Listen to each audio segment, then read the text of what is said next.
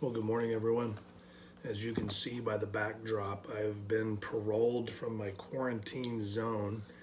I still wear a mask around. I'm coughing so much, but otherwise, I feel like I'm really turning the corner, feeling a lot better, and we're already making plans for how I can participate in this weekend services. Although we'll be using extreme measures to make sure that I am totally in the clear of everyone.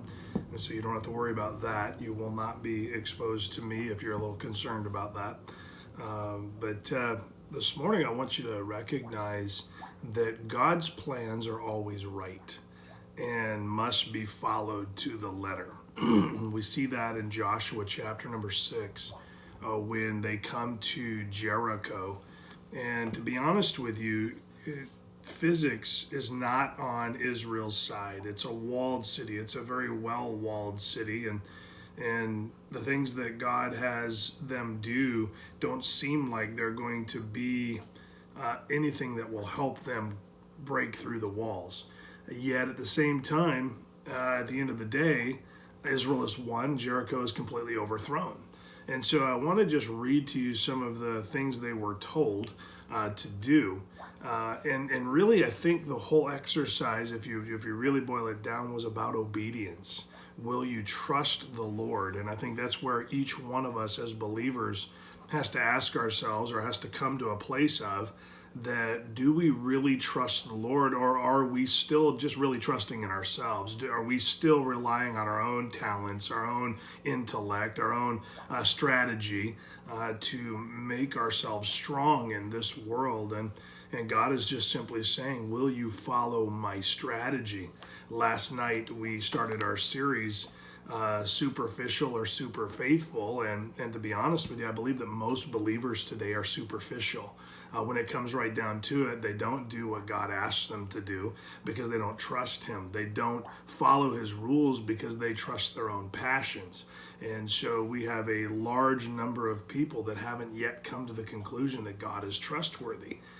But if you look at chapter number 6 of Joshua, we'll see a set of rules that makes no sense, but the follow through of Israel leads them to victory. Listen as I read it to you. Joshua 6, verse number 1, it says, "Now Jericho was straitly shut up because of the children of Israel. None went out and none came in." The fear of Israel has already reached Jericho. Jericho is locked to the gates and no one's allowed in or out.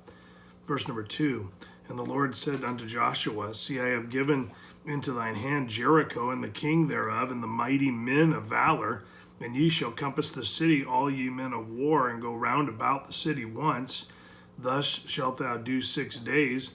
And 7 priests shall bear before the ark 7 trumpets of ram's horns.